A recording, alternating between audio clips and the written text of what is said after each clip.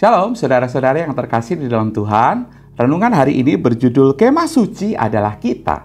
Bahan bacaan kita terambil dari kitab Keluaran 25 sampai 27. Hari ini ada begitu banyak media sosial yang dibuat sebagai inspirasi untuk mendekorasi rumah.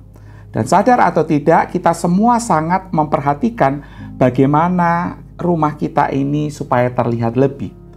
Beberapa dari kita memperhatikan tampilan akan rumah kita sebagai rumah impian. Sebagian lagi menghargai kerapian dan kebersihan, dan masih banyak lagi. Kita semua dengan cara apapun berusaha untuk mengekspresikan kepribadian dan nilai-nilai dengan mendesain dan dengan menjaga lingkungan kita. Itulah sebabnya ketika kita berada di rumah orang lain, rumah itu seolah-olah tidak terasa seperti rumah kita.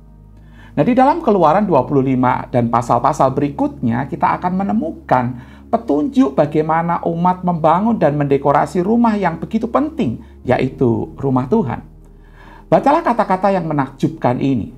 Biarlah mereka membuat tempat kudus bagiku supaya aku berdiam di tengah-tengah mereka, persis seperti yang kuperlihatkan kepadamu mengenai bentuk kemah suci dan segala perabotannya. Demikian harus engkau buat. Keluaran 25 ayat 8-9.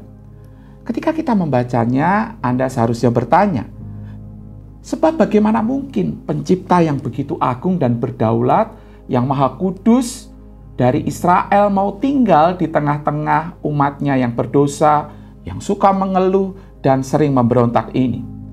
Nah, disinilah kita sekali lagi diajak untuk melihat tema utama dalam kisah Alkitab, di mana Allah mencurahkan kasih-Nya kepada umat-Nya bukan karena apa yang ada di dalam diri mereka, tetapi karena apa yang ada di dalam diri Allah itu sendiri. Ini benar-benar luar biasa, saudara. Sebab Allah memerintahkan kepada umat-Nya untuk membuat kemah suci agar Dia dapat tinggal bersama dengan umat-Nya. Pengharapan umat ditemukan di satu tempat di mana Tuhan yang penuh dengan kemuliaan dan kasih karunia itu tinggal di antara mereka. Selain itu juga kita dapat perhatikan bahwa Allah tidak hanya mengatakan bagaimana Dia akan tinggal di tengah-tengah umatnya, tetapi Dia juga mengkomunikasikan sangat spesifik bagaimana rumahnya ini akan dibangun, diperlengkapi, dan didekorasi. Dia ingin rumahnya mengkomunikasikan siapa Dia dan apa yang Dia hargai. Allah ingin agar kemahnya mengkomunikasikan setidaknya dua hal penting, yaitu kekudusannya dan belas kasihan pengampunannya. Kalau ini berarti kemah suci itu sendiri adalah sebuah nubuat. Nubuat di mana tentang akan ada satu tempat lain di mana kekudusan Allah yang mulia dan rahmat-Nya yang mengampuni itu akan bertemu. Dan di mana itu? Jawabannya ada di salib Kristus.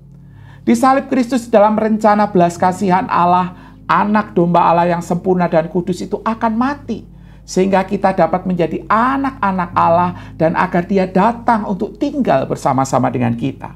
Dan kini, karena Yesus, Allah yang kudus itu berdiam di antara anak-anak-Nya adalah pengharapan buat hidup kita hari ini. Betapa luar biasanya kasih karunia yang kita terima karena kita telah menjadi rumah Tuhan. Amin.